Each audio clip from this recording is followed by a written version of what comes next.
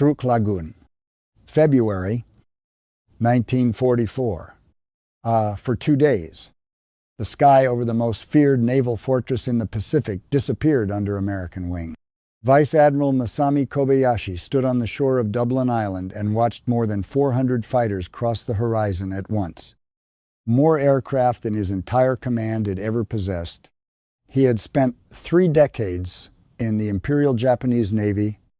He had commanded men who believed courage alone could stop any enemy. But nothing in those 30 years had prepared him for what came next. Ships exploding, one after another. Oil burning across the water until the lagoon itself seemed to catch fire. A repair yard, a fuel depot, an entire anchorage built to shelter the pride of the Japanese fleet, reduced to wreckage in less than 48 hours.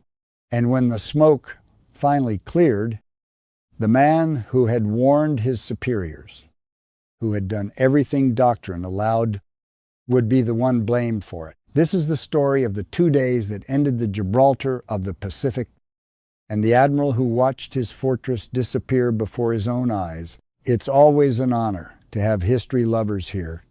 Where are you watching from today? Truk Lagoon sat inside a ring of coral so wide that ships could maneuver for hours without ever touching open ocean. A natural fortress. The Imperial Japanese Navy had spent 2 decades quietly building into the most powerful forward base east of Japan itself. Sailors called it the Gibraltar of the Pacific. To the men who served there, the name did not feel like boasting. It felt like fact. The lagoon had grown into a small floating city over the course of the war. Repair shops hammered and welded through the night. Oil barges shuttled between tankers and warships, refilling bunkers that would carry the combined fleet south to strike wherever Tokyo pointed. Air crews lounged in the shade between patrols, listening to the low murmur of engines being tested on the airfields, the smell of aviation fuel and salt water hanging over everything.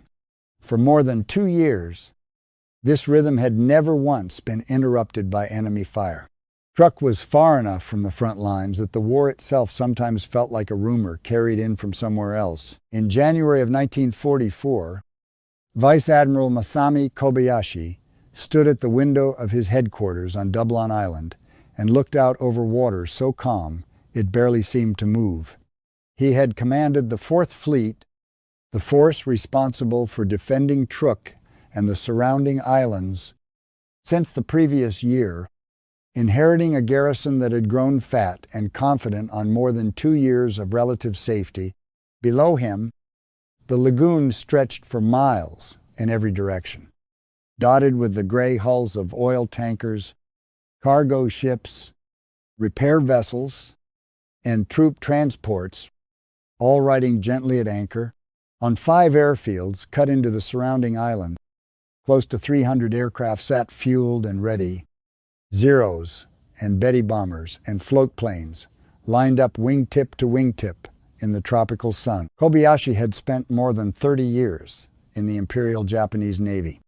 He had walked the decks of battleships during the great fleet reviews in the inland sea as a young officer, and he had commanded forces during the opening victories of 1942. When Japan's conquest seemed to have no ceiling, he understood better than most men in Tokyo what strength was supposed to look like. And by every visible measure, Truk still had it. His officers described him, when they described him at all, as a careful man rather than a bold one. He read every report twice. He preferred long silences to quick judgments.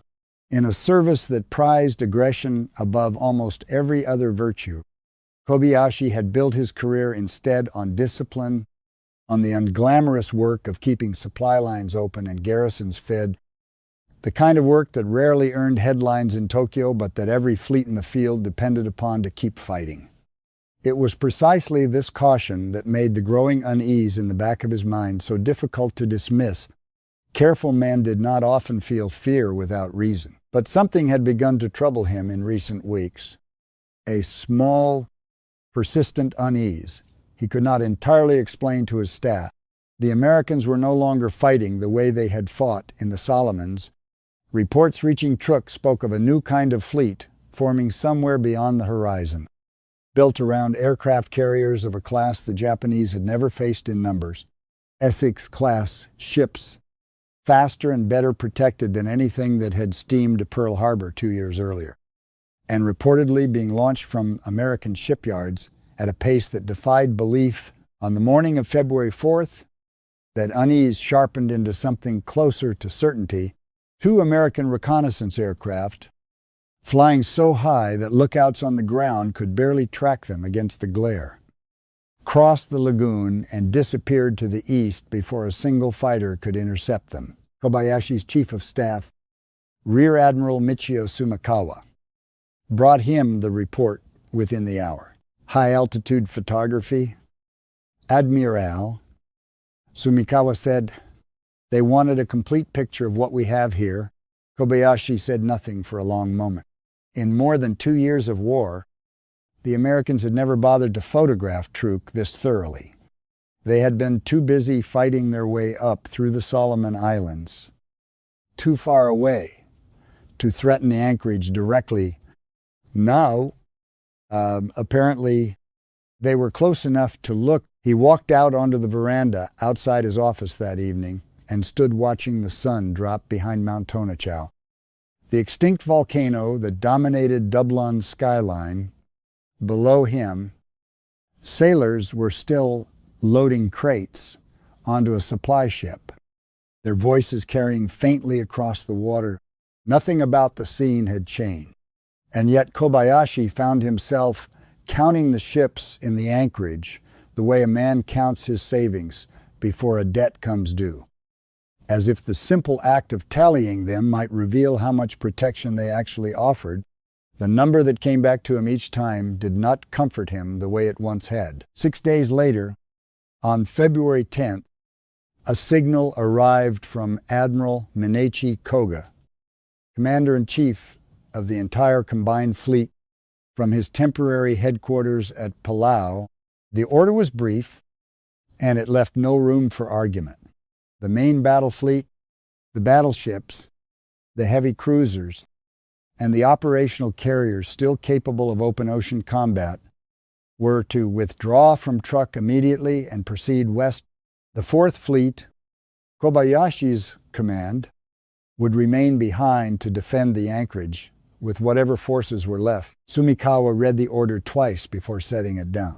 If they believed an attack was imminent, Admiral, they would not leave us here with so little. Kobayashi walked to the wall map that covered one side of his office and traced the distance between the Marshall Islands and Truk with 2 fingers. Intelligence in Tokyo has been counting their new carriers for months. 7 launched since the start of last year. By some estimates, perhaps more. He paused. In 1943 alone, American shipyards laid down more fleet carriers than we built heavy cruisers in the entire war. It was not defeatism. Kobayashi had never allowed himself that luxury, and he did not intend to start now, but 3 decades of naval service had taught him to trust numbers over sentiment, and the numbers being handed to him were no longer numbers he recognized as belonging to the same war he had started fighting in 1941. Over the following week, Kobayashi did what doctrine and limited resources allowed. He ordered the remaining tankers dispersed rather than clustered at their usual moorings. He doubled the standing air patrols over the lagoon's approaches.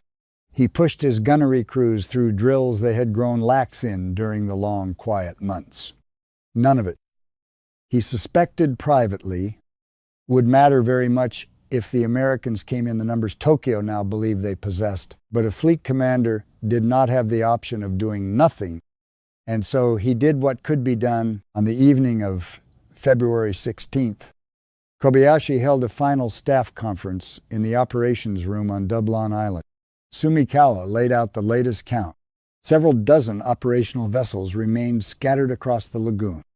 Merchant ships and auxiliaries mostly, along with a handful of light cruisers and destroyers, too old or too slow to have been included in Koga's withdrawal order. Just under 300 aircraft stood ready on the 5 airfields, though barely half of them were considered combat effective after months of attrition and neglected maintenance. If they come with everything Tokyo believes they have, one of the younger staff officers asked quietly, "Can we hold the anchorage?" The room went still. Outside, a generator hummed somewhere in the darkness, and moths beat themselves against the shuttered lamps. Every officer at the table had spent the war, believing that Truk's reefs and its distance from the front were themselves a kind of armor, that no enemy would dare sail an entire fleet within range of 5 airfields and a garrison hardened by 2 years of preparation. None of them said this aloud. Now, they had all read the same intelligence summaries Kobayashi had read. Kobayashi did not answer immediately. He looked instead at the map, at the small red circle marking Truk Lagoon, surrounded by a vast expanse of blue that no longer felt as protective as it once had. "We will do what honor requires," he said finally. "Whether that is enough is not something I can promise you tonight." Sumikawa began issuing the final orders for the evening. Extra ammunition to the anti-aircraft batteries on Dublon and Eton. Fuel lines checked and rechecked on every serviceable aircraft. Lookout rotations doubled along the eastern reef, where any approaching strike would first appear against the rising sun. Kobayashi knew, a modest list of preparations against an enemy that intelligence now believed could field more carriers in a single task force than Japan had commissioned in the previous decade. But modest preparations were the only kind still available to him. Outside, the lagoon lay quiet under a rising moon, the anchored ships barely rocking on water, so still it mirrored the stars. Somewhere beyond the horizon, Kobayashi could not see. Hundreds of aircraft were already being fueled and armed aboard 9 American fleet carriers steaming steadily westward under Vice Admiral Mark Mitcher, closing the distance to Truk with every passing hour. Kobayashi walked back to his quarters that night the way he had walked back every night for the past 2 weeks. Calm on the surface, and increasingly certain underneath that the fortress he commanded was no longer the fortress it had once been. He sat for a while at his desk, without lighting the lamp, listening to the faint slap of water against the seawall below the headquarters building, and found himself thinking not of strategy but of the young officers who had asked him so directly whether the anchorage could hold. He had given them the only honest answer available to a man who had spent 30 years learning that honor was not the same thing as certainty. He did not yet know how right his unease had been. In less than 36 hours, the calm blue water of the Gibraltar of the Pacific would disappear beneath the largest carrier strike the Imperial Japanese Navy had ever faced. And Vice Admiral Masami Kobayashi, a careful man who had done everything caution allowed, would spend the rest of his career answering for what happened next. The first kill of the battle came before a single American carrier plane had even left its deck. On the afternoon of February 16th, roughly 160 miles north of the atoll, the submarine USS Skate found the light cruiser Agano limping toward Japan on 2 working propellers, still crippled from damage suffered months earlier at Rabaul. 2 torpedoes struck her starboard side. She burned through the night and slipped beneath the water in the darkness before dawn on February 17th. The destroyer White, her escort, pulled 523 survivors from the water and turned back toward the one place that still promised safety. Truk. It did not occur to anyone aboard WWII that they were sailing back into something far worse than what they had just survived. At 5 o'clock that same morning, a lookout on the eastern reef line spotted aircraft rising against the pale glow of the coming sunrise. Within minutes, the report reached Vice Admiral Kobayashi in the operations room on Dublin Island. He walked out onto the observation platform himself, binoculars already in hand, Rear Admiral Sumikawa and 3 staff officers close behind him. At first there was almost nothing to see. A handful of dark specks, distant and small, against the brightening sky. Then the specks multiplied. Kobayashi ordered his staff to count them aloud. And the count did not stop, where counts usually stopped. 10, 50, 100. By the time the first wave thundered directly overhead, more than 400 American fighters filled the sky above the lagoon. Wave after wave of them, engines screaming as they dove toward the airfields on Dublin and Eton. Kobayashi lowered his binoculars for a moment, then raised them again. Unwilling to trust what he had already seen, beyond the aircraft, faint on the horizon but growing sharper by the minute, sat the American fleet itself, gray shapes stacked one behind another for as far as the eye could follow. Carriers, battleships, cruisers, an entire ocean of steel where only a day earlier there had been nothing but empty water. Count the carriers, Kobayashi said, his voice flat. Sumikawa's hands were not quite steady as he adjusted his own glasses. 9 Admiral, at least 9 fleet carriers. 9 carriers meant more aircraft in a single strike than Kobayashi's entire command possessed on every airfield combined. He had read the intelligence estimates for weeks. He had repeated the numbers aloud to his staff, as though saying them might make them easier to believe. Reading a number on a page and watching it arrive in the sky, launching wave after coordinated wave with mechanical precision, were 2 entirely different experiences. And Kobayashi understood in that moment that nothing in his long career had prepared him for the second one. The air itself seemed to change. The low, familiar hum of Truk's own patrol aircraft, the sound Kobayashi had woken up to nearly every morning for a year, was swallowed entirely by a much deeper, much heavier roar. Hundreds of engines overlapping into a single continuous wall of noise that rolled across the lagoon and rattled the shutters of the headquarters building. Down on the water, sailors who had been loading crates onto a supply ship an hour earlier were now running for whatever cover the open decks offered. Most of it nothing more than a steel bulkhead or a coil of rope. There was no siren loud enough, no drill thorough enough, to have prepared them for what was now falling out of the sky in every direction at once. The Japanese fighters that managed to scramble were cut down almost as soon as their wheels left the ground.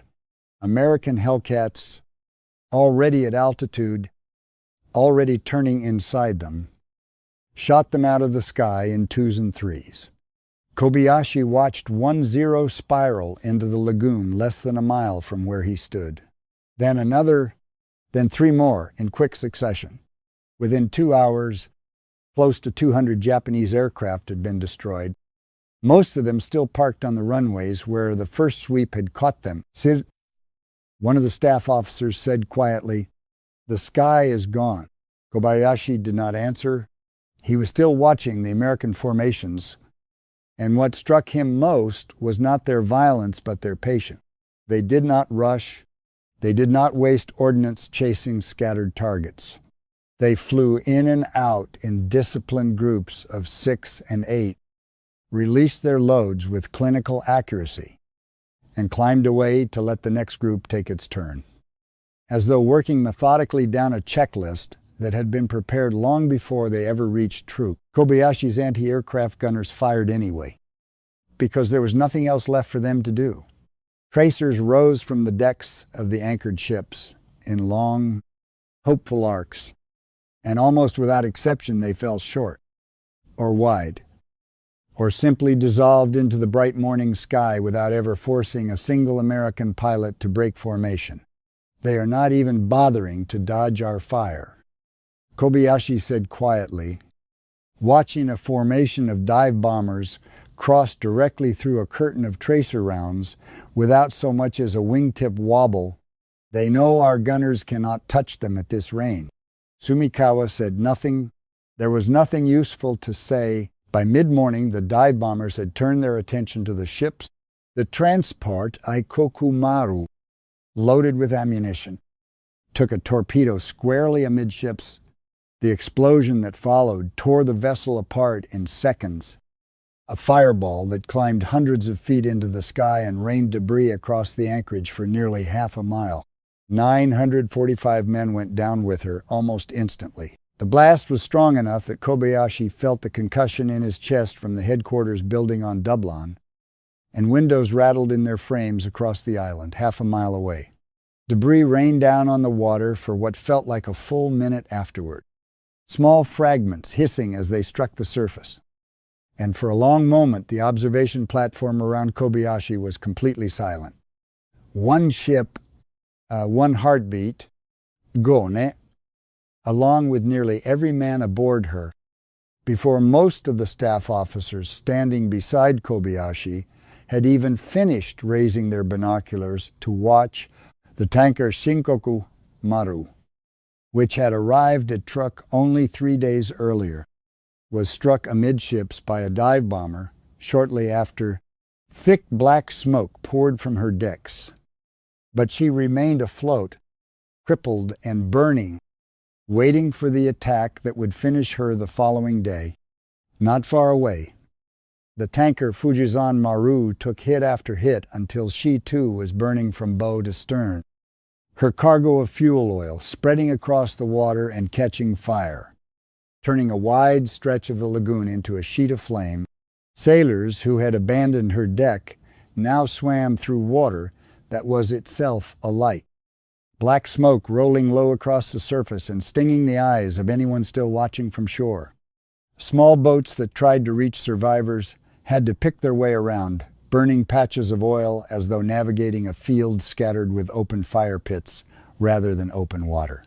The repair ship Akashi, working alongside a damaged transport near Dublin, absorbed hit after hit to her superstructure and engineering spaces. She did not sink that day, but her propulsion was crippled, her speed reduced to a crawl, and she would need weeks, not days, to become useful again. The lagoon by midday had taken on a character none of the officers on the observation platform had ever imagined possible. Columns of black smoke from a dozen separate fires merged overhead into a single dark ceiling that blotted out the sun in patches, so that the water below shifted between bright tropical blue and a deep ash-colored gray depending on where the wind pushed the smoke. The air carried the mixed smell of burning fuel oil, scorched paint, and something underneath both of those that no one on the platform named aloud. Radio traffic from the ships still afloat had grown ragged, voices talking over one another, requests for tugs and medical parties tangled together with damage reports that arrived faster than Sumikawa's staff could record them. Kobayashi ordered every ship still capable of moving to get underway immediately, in any direction, simply to stop presenting a stationary target. It made little difference. The lagoon itself had become the trap. Ships attempting to reach open water were met by torpedo bombers, working in coordinated pairs, tracking them from above with the same unhurried precision they had shown all morning. As the light began to fail, the attacks finally slackened, and for the first time in nearly 12 hours, Kobayashi allowed himself to sit down. Sumikawa brought him the day's tally, reading it aloud in the flat. Careful voice of a man determined not to let his own exhaustion show. Close to 200 aircraft destroyed on the ground before most of them had ever left the runway. A dozen ships confirmed sunk, with several more burning uncontrollably and expected to follow before morning. The repair facilities on Dublin damaged badly enough that even ships still afloat would have nowhere to be properly serviced. Kobayashi listened without interrupting, then asked Sumikawa to repeat the total number of aircraft still considered combat effective. The answer, when it came, was smaller than either man wanted to say aloud in front of the junior staff. By nightfall, Kobayashi believed the worst of it might be over. He was wrong. What came next had never happened before in the history of naval warfare. 12 TBF Avengers launched from the carrier USS Enterprise after dark, flown by a squadron trained for months in instrument flying and airborne radar under Lieutenant Commander William Martin, No carrier aircraft had ever conducted a coordinated night attack against enemy shipping before that night. Truk's own radar, positioned to track high-altitude threats, could not detect aircraft flying low across the water in darkness. The Avengers came in at masthead height, invisible until their bombs were already falling, making pass after pass through the night sky above the burning lagoon. Before dawn, they had flown 25 separate runs and scored 13 direct hits, sinking, in a single night, roughly 1/3 of all the shipping tonnage that would be destroyed during the entire two-day operation. Kobayashi received the reports through the night by runner and telephone, unable to see the attacks himself in the darkness, able only to picture them from the growing list of ships confirmed sunk or burning. Each report used almost identical language: struck amidships, burning, sinking, position lost. He stood for a long while at the window of the operations room, watching distant flashes of orange light bloom silently against the black water each time another aircraft found its mark, followed seconds later by the low, rolling thud of the explosion reaching Dublin across open water. Between flashes, the darkness felt strangely peaceful, almost deceptive, as though the lagoon might simply return to its old stillness if he waited long enough. Then another flash would bloom somewhere out on the water, and the illusion broke again. There was something almost worse. He thought about hearing a ship die without being able to see her, about reducing a burning vessel and everyone aboard her to a single line of typewritten shorthand on Sumikawa's clipboard. No one on the Japanese side had believed such an attack was possible. Doctrine held that carrier aircraft, dependent on visual navigation and unable to safely land back aboard a moving flight deck in darkness, simply did not operate at night. That doctrine had just been proven wrong in the span of a few hours, and Kobayashi understood, standing at that window, that every assumption his service had built its defenses around was being tested and broken one at a time, faster than his staff could revise their plans to account for it.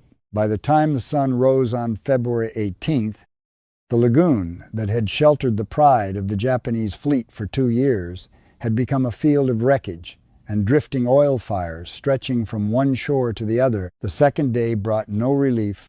American strikes resumed at first light, working over what remained of the anchorage with the same methodical rhythm as the day before.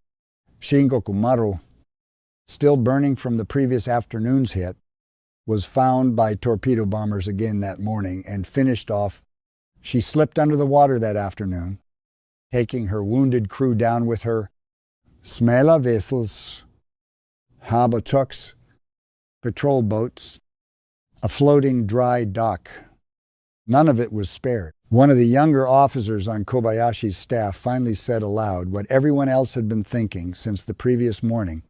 It was as though the Americans had brought their entire Pacific supply of bombs to Truk and intended to use every last one of them. There was a rhythm to it now that Kobayashi had begun to recognize, and the recognition itself was almost the hardest part to accept. The American strikes arrived in orderly waves, 6 or 8 aircraft at a time, released their bombs or torpedoes with the same unhurried precision, and climbed away to make room for the next group, as though the entire operation had been rehearsed and timed in advance rather than improvised against a defended anchorage. Japanese doctrine had always assumed that an attacking force, however large, would eventually exhaust its fuel, its ordnance, or its nerve. By the second morning, it had become clear that none of those assumptions applied here. The Americans simply kept coming, squadron after squadron, as though the 9 carriers sitting beyond the horizon carried an inexhaustible supply of both machines and the men to fly them. That evening, Kobayashi gave the order every fleet commander dreads giving. Every vessel still capable of movement was to attempt to slip out through the reef passages under cover of darkness and run for open water toward Palau, toward anywhere that was not Truk. Among the ships attempting the escape was the destroyer WWII, still carrying the 523 survivors she had pulled from the sea after Agano went down 2 days earlier. Men who had already survived one sinking and now hoped to survive a second escape from the same stretch of ocean. White never made it past the pass. TBF Avengers caught her as she tried to clear the reef, and a single torpedo struck her amidships with a precision that seemed almost impossible given the speed and evasive turns she was making. The old destroyer broke cleanly in two and went under within minutes. Of the 523 men rescued from Agano, not one survived a second time.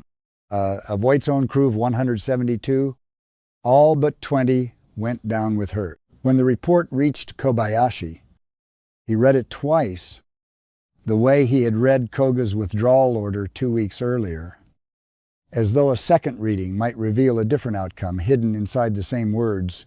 It did not. Men who had already been given up for dead once, who had spent hours in burning water off Agano's sinking hull before Oite pulled them aboard, had been given back only long enough to die a second time within sight of the reef. That was supposed to mean safety. Sumikawa, standing beside him, said nothing for a long moment, and Kobayashi did not ask him to. Some losses did not require commentary. They only required to be recorded and remembered and carried beyond the reef. The situation was, if anything, worse. American battleships, Iowa and New Jersey, accompanied by cruisers and destroyers, had taken up position across the escape routes, waiting. The light cruiser Katori, one of the few warships left to Kobayashi's command, was caught in the open and straddled by Iowa's 16-inch guns within the first salvo. Shells, the size of small automobiles, tore through her hull below the waterline. She listed hard, tried to turn toward the reef in a desperate bid to run aground rather than sink in deep water, and broke apart under a second salvo before she could reach it. The destroyer Maikaze turned to fight, launching a spread of torpedoes toward the American line. But New Jersey's 5-inch guns, combined with fire from the escorting cruisers, tore her apart before her torpedoes ever found a target. She burned for less than 3 minutes before rolling over. The destroyers, Fumizuki and Tachikaze, both older ships, pressed into service far beyond what their design had ever anticipated, were run down and sunk in the same methodical fashion, picked off at long range by gunfire that never seemed to miss. American submarines waited on the far side of the reef passages as a final layer beneath the surface ships, in case anything managed to slip through the gunfire unnoticed. Between the aircraft above, the battleships and cruisers on the horizon, and the submarines beneath the waves, there was no direction left to run that did not lead back into the same closing net. Kobayashi received these reports from the safety of his headquarters on Dublin, unable to see any of it directly, forced instead to build the picture in his mind from a growing column of single-word updates. Sunk, sunk, sunk. There was no drama in the language of the signals, only the flat, exhausted vocabulary of men recording a catastrophe too large to describe any other way. By late afternoon on February 18th, the guns finally fell silent. The American task force turned east and withdrew over the horizon as unceremoniously as it had arrived 2 days earlier. Its work evidently complete. No victory signal. No final salvo. Just the quiet departure of a force that had finished everything on its list and moved on to whatever came next. Kobayashi walked out onto the observation platform one last time that evening. The lagoon below him, the same water that had once seemed so vast and so safe, was now choked with oil fire, drifting wreckage, and the wide, dark stains where dozens of ships had gone under. Smoke hung so thick over Dublin and Eton that the setting sun barely showed through it. A dull red smear, low on the horizon, somewhere out past the reef, in water he could not see, and would never be able to fully picture. 523 men who had already survived. One sinking now lay with the ship that had tried to save them a second time. He thought, standing there, of the conversation with Sumikawa on the veranda 2 weeks earlier, of the careful list of preparations he had ordered because a fleet commander did not have the option of doing nothing. Dispersed tankers, doubled patrols, drilled gun crews. Every one of those measures had been carried out exactly as instructed, and every one of them had made no discernible difference against what had actually arrived over the lagoon. It was not a failure of effort. Kobayashi understood that much clearly. Even in his exhaustion, it was a failure of scale, the kind no amount of careful preparation within the resources he had been given could have corrected. Sumikawa approached with the compiled tally as the light continued to fade. Reading the figures in the same steady voice he had used every evening for the past 2 weeks, though there was nothing steady left in what he was reporting. Aircraft destroyed on the ground and in the air numbered in the hundreds. Ships confirmed, sunk, or burning beyond repair stood at close to 40, with several more still smoldering along the shoreline where they had been deliberately run aground to keep them from going down in deep water. Fuel reserves that had taken months to accumulate were gone. The repair facilities that might have allowed the fleet to recover were themselves wrecked beyond immediate use. Kobayashi listened to all of it without interrupting, then folded the report once and placed it inside his jacket rather than handing it back. "Record everything," Kobayashi said quietly, and turned back toward the headquarters building without another word. Behind him, the fires kept burning long after the last American engine had faded from the sky. And the Gibraltar of the Pacific, the fortress that had never once been touched in more than 2 years of war, had ceased, in the space of 48 hours, to exist as anything more than a name. The full accounting took 3 days to compile. When it was finished, Sumikawa laid the final figures on Kobayashi's desk without comment, because by that point there was little left to say that the numbers themselves did not already make plain close to 270 aircraft destroyed on the ground and in the air, out of a force that had never numbered much more than 300 to begin with. Roughly 45 ships sunk or damaged beyond any hope of repair. More than 220,000 tons of shipping gone in less than 48 hours. Fuel reserves that had taken the better part of a year to accumulate were ash and oil slick on the surface of the lagoon. The repair yards that might have allowed the survivors to patch themselves back together were themselves among the wreckage. Kobayashi wrote his report to Admiral Koga at Palau in his own hand rather than dictating it to a clerk. He kept the language plain. Truk Lagoon neutralized as a fleet anchorage. Air strength destroyed. Surface forces largely sunk in, attempting to withdraw. He did not soften the account, and he did not attempt to explain away decisions that, in hindsight, looked inadequate against a force 9 carriers strong. He had done what doctrine and the resources available to him allowed. He said as much once, plainly, and left it at that. The reply from Tokyo did not come as a rebuke, at least not directly.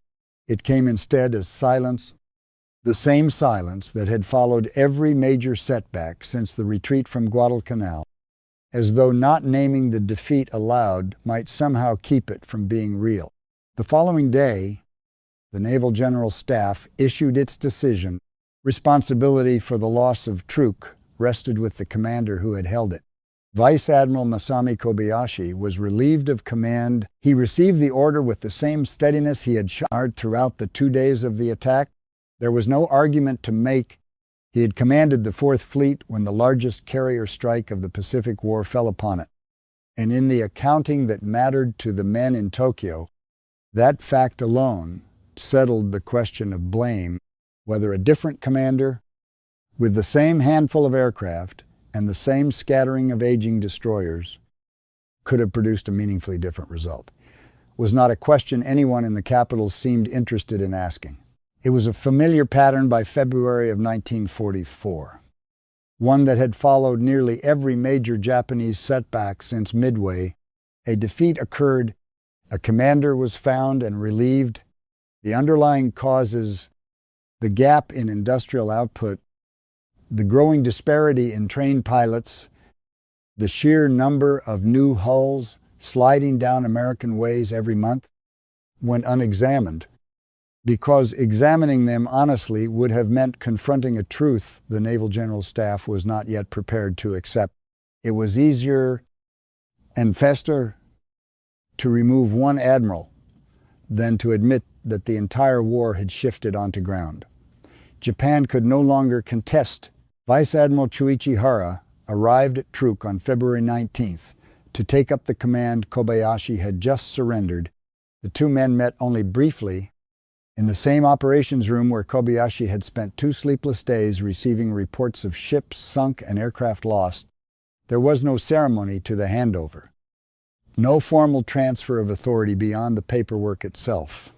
Kobayashi walked Hara through what remained the tally of losses, the state of the surviving garrison, the location of the wreck still burning faintly along the shoreline, speaking in the same plain, unhurried voice he had used throughout the attack itself. Hara listened without much comment. He had not been at Truk during the 2 days that mattered most, and both men understood that the silence between them held more than either was willing to put into words. Kobayashi was not simply handing over a command. He was handing over the consequences of a battle Hara had played no part in fighting. He inherited an anchorage with no functioning repair yard, no meaningful air cover, and a garrison still pulling bodies from the water along the eastern shore. There would be no rebuilding Truk into anything resembling what it had been. From that point forward, the base that had once anchored Japan's entire Central Pacific strategy existed mainly as a target. American forces no longer needed to invade, an isolated garrison left to wither under intermittent air raids and a tightening blockade, while the war moved steadily westward without it. In the days before he left Dublin Island for the last time, Kobayashi found himself returning in the quiet hours to an idea he had never fully allowed himself to voice while in command. For 3 decades, he had served a Navy that measured its strength in the discipline of its sailors and the willingness of its officers to accept sacrifice without complaint. Those qualities had not been absent at Truk. Gun crews had stood at their posts under fire that gave them no realistic chance of striking back. A destroyer's crew had turned around in the middle of an escape to save 500 men from a sinking cruiser, knowing the detour left them exposed. None of that discipline, none of that willingness had changed the outcome by so much as a single ship. What had arrived over Truk was not simply a larger fleet. It was the visible result of an industrial capacity Japan had never possessed, and by February of 1944, could no longer hope to match 9 carriers in a single task force, more aircraft in one strike than Kobayashi's entire command had fielded across 5 islands, radar-guided attacks flown at night by pilots trained for a form of combat the Imperial Navy had not believed was yet possible. Each of these had been treated in the months leading up to the raid as an isolated piece of intelligence to be weighed and planned around. Standing together over the wreckage of Truk, they read instead as a single, unified fact. The war can't. Courage alone could decide. Truk did not fall to invasion. No American soldier ever set foot on Dublin or Eton as a conquering force. Instead, the base was simply bypassed, left to starve under blockade while the war passed it by. A garrison of thousands, slowly running out of food, a fuel and any remaining strategic purpose, Chuichi Hara commanded that isolated garrison for the remainder of the war. Cut off from reinforcement or resupply, watching from the same shoreline where Kobayashi had once stood, as the fortress once thought untouchable, faded into irrelevance 1 month at a time. For those 19 months, the men still stationed at Truk lived on a base that had lost every purpose it once served. Ships that might have carried supplies no longer had a fleet to resupply. Airfields that might have launched strikes no longer had aircraft capable of reaching a target. Hara's command settled into a long, grinding routine of rationing and repair, work on facilities that would never again matter to the outcome of the war. Cut off from Tokyo by a wall of American air and sea power that made resupply all but impossible. The garrison did not surrender in battle because there was no battle left to fight. It simply endured month after month, while the war it had once been meant to help win was decided thousands of miles away. The war ended for Truk not with another battle, but with a formal signing on September 2nd, 1945, aboard the deck of the American cruiser USS Portland. Vice Admiral Chuichi Hara signed the document surrendering the base to the United States Navy. The man who had taken command of the ruins Kobayashi left behind was the same man who, 19 months later, formally closed the story that had begun the moment American reconnaissance aircraft first crossed the lagoon undetected. Today, the wrecks of Operation Hailstone still rest where they went down.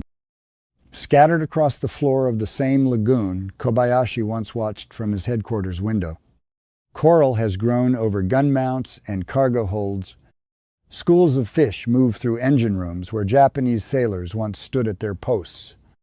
And the hull of a ship like Fujisan Maru or Shinkoku Maru sits largely intact beneath water, calm enough, once again, to mirror the sky above it. Divers who visit today see quiet and stillness, where for 2 days in February of 1944, there had been nothing but fire, smoke, and the unbroken roar of American engines. What happened at Truk in February of 1944 was never, in the end, decided by the bravery of the men who fought there.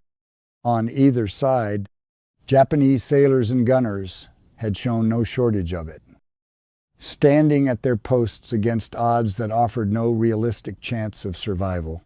It was decided instead by which nation could build faster, replace losses more quickly, and train new crews before the old ones had even finished learning their trade. Kobayashi's active career effectively ended with Truk. By the end of May that same year, he had been pushed out of active service entirely and placed on the reserve list. One senior officer quietly set aside after a defeat that had never truly been his to prevent. He survived the war, only to be detained afterward at Sugamo Prison in Tokyo. Held on questions of command responsibility that stretched well beyond the 2 days he had spent watching Truk burn. The case never came to trial, and he was released in 1952, later serving as an advisor to Japan's post-war maritime forces until his death in 1977. History would remember Truk as the moment the Gibraltar of the Pacific fell, but it would remember it more precisely as the moment an entire Navy discovered that discipline, courage, and 30 years of careful preparation were no longer enough to stand against a nation that could simply build more than it lost. Vice Admiral Masami Kobayashi understood that lesson as clearly as any officer in the Imperial Japanese Navy ever would, and he had understood it 2 days too late to change what happened to the fortress. He had spent 30 years of service preparing to defend